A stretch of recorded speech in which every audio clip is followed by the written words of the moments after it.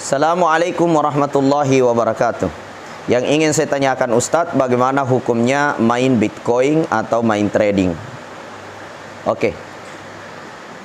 Alhamdulillah, Bitcoin, trading, saham ini adalah perbuatan atau perniagaan yang tentunya ketika kita meninjau secara syar'i, kita harus kembali kepada kaidah syara' bahwa asal segala sesuatu itu hukumnya mubah, boleh-boleh saja, kecuali ada hal-hal yang menyebabkan ia haram secara syar'i, ada dalil-dalil yang mengharamkannya. Nah, kita kembali kepada forex, Bitcoin ya. Bitcoin di dalamnya kita lihat apakah ada unsur di dalamnya yang menyebabkan ia menjadi haram, seperti di dalamnya terjadi gharar, sesuatu yang tidak jelas ya. Banyak kita menemukan ulama kita mengatakan Bitcoin itu, forex itu pertukarannya, sell buy-nya itu kita tidak tahu secara pasti, secara jelas. Menurut saya justru trading forex atau Bitcoin ini sangat jelas, karena Bitcoin itu sudah terdesentralisasi oleh suatu platform yang disebut dengan blockchain ya. Blockchain ini membaca semua kegiatan pertukaran dari semua cryptocurrency, semua jenis mata uang digital di dalamnya, yang menurut saya justru lebih jelas daripada mata uang suatu negara. Seperti umpamanya ada suatu negara ya, kemudian mata uangnya itu hanya tersentralisasi kepada satu induk bank ya. Akan tetapi dengan cryptocurrency ini memiliki satu buku besar yang disebut dengan blockchain ya. Itu semua keluar masuknya cryptocurrency seperti Bitcoin, Doge, Ethereum, USDT, semua itu terbaca Pak, sekecil apapun di seluruh dunia. Makanya bagi saya dia terdesentralisasi dan tidak bisa dihacker ya. Jadi Bitcoin itu digunakan untuk yang baik atau digunakan untuk yang tidak baik, di situ halal dan haramnya. Nah, tapi pada hakikatnya Bitcoin itu adalah bentuk kupon digital atau bisa disamakan dengan suatu voucher ya, voucher digital. Nah, dan biasanya ada juga yang mengatakan dia haram karena kita jual beli apa di dalamnya ya, kita hanya jual beli angka-angka saja, tidak ada barang katanya. Nah, jadi karena tidak adanya barang sehingga dinyatakan haram. Nah, kalau kita mau mengatakan tidak ada barang, ini juga sangat keliru. Karena cryptocurrency itu sendiri adalah barangnya bentuk digital. Ya, bisa diartikan sebuah kupon yang memiliki harga yang sangat fluktuatif dan juga harganya sangat bagus untuk disimpan. Seperti halnya ketika kita menyimpan emas. Ya, ketika turun harganya kita beli, ketika naik kita jual, nggak ada bedanya. Ya. Kalaupun dikatakan mana barangnya, kok bentuk angka-angka saja, 1 Bitcoin, 2 Bitcoin hanya bentuk angka-angka. Coba kalau kita ibaratkan seperti pulsa, pulsa itu juga cuma angka-angka. Ya, ada nggak barangnya pulsa itu? Nggak ada. Dikirim ke HP hanya 10.000, nilainya 20.000, dipakai nelpon habis. Mana barangnya? Nggak ada. Dia hanya bentuk voucher, bentuk angka-angka saja, bentuk nilai saja.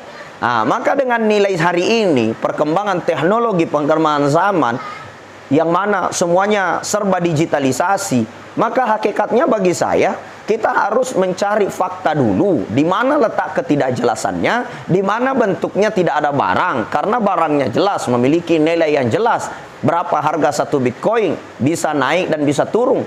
Apa yang menyebabkan naik sesuai dengan pertukaran masuknya dan pertukaran keluarnya. Ya, jadi semua jelas, justru tidak ada yang tidak jelas di dalamnya. Kalaupun dikatakan di dalamnya adalah riba, nah persoalan ribanya itu di mana? Ya, sedangkan kita hanya membeli sebuah voucher atau kita membeli sebuah aset digital yang biasa kita sebut dengan cryptocurrency, yang ada istilah Ethereum, ada namanya e-money, ada namanya USDT, macam-macam. Ada namanya Bitcoin, ada namanya Bitcoin Gold. Ketika kita beli, kemudian kita simpan aset digital ini. Kemudian pada saat harga naik kita jual, harga turun kita beli, di mana letak haramnya dan di mana letak ribanya? Nah, jadi untuk saat ini saya belum menemukan fakta yang di dalamnya yang menyebabkan Bitcoin itu menjadi haram. Karena kenapa? Yang menyebabkan para ulama nasional maupun ulama-ulama internasional menyatakan Bitcoin itu haram karena tidak jelas, maka ketidakjelasannya di mana? Kemudian yang kedua, yang menyatakan dia tidak ada barang, hanya bentuk angka-angka saja. Lalu bagaimana orang jual voucher listrik? Bagaimana orang yang jual voucher HP? Bagaimana dengan orang yang menjual kupon yang memiliki nilai dan harga? Seperti bank menjual sebuah kupon, kemudian dihadiahkan mobil ketika kuponnya terkumpul banyak. Padahal kupon itu bukan sebuah barang, hanya mungkin dikeringkan saja nilai-nilai kupon berbentuk angka-angka saja. Lalu begitu juga dengan aset digital ini. Itu barangnya adalah bentuk digital. Tidak ada masalah selama tidak ada pelanggar syarak di dalamnya. Kemudian bicara forex, saya melihat semua bank itu terintegritas dengan sistem saham dan forex, ya, mengikuti bagaimana perkembangan uang mata uang naik turun seperti euro, dolar, bagaimana pertukaran dari rupiah ke euro, dari euro ke dolar, dari dolar ke euro. Itu semua bank Pak terintegritasi situ. Makanya orang semua yang menyetor uang di bank, ya, semua orang yang menggunakan bank sentral, apapun itu, maka mereka semua tergolong daripada orang-orang yang ada indikasi bersama dengan forex. Maka kalau begitu, saham dan forex juga menjadi haram, maka seluruh bank itu ikut berperilaku haram. Kenapa? Karena semua bank terintegritas dengan sistem trading. Maka dari itu bagi saya belum menemukan hal yang bisa menyebabkan forex secara mutlak itu haram, Bitcoin secara mutlak itu haram. Akan tetapi siapa yang menggunakan forex, siapa yang menggunakan Bitcoin, siapa yang menggunakan trading itu, entah trading itu digunakan dengan trading cara syar'i, ya, dengan sistem bagi hasil mudharabah yang syar'i, atau dengan cara ribawi. Begitupun dengan Bitcoin digunakan dengan sistem alat yang main judi, sistem alat yang sistem yang digunakan untuk geng-geng online yang terlibat dalam maisir, permainan judi, atau digunakan kepada hal-hal yang haram, maka dia menjadi haram, bukan karena Bitcoinnya.